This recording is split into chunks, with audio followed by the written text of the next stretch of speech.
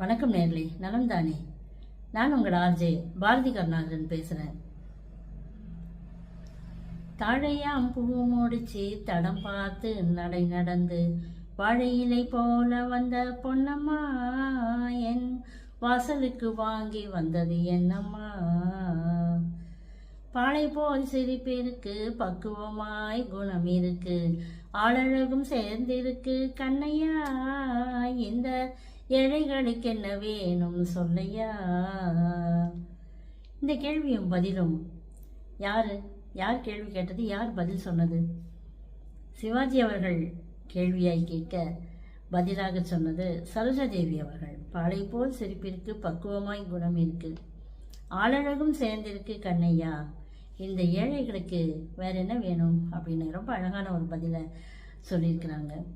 இது பாகப்பிரிவினை படத்திலிருந்து சரோஜாதேவி அவர்களும் சிவாஜி அவர்களும் நடித்த ஒரு பாடல்.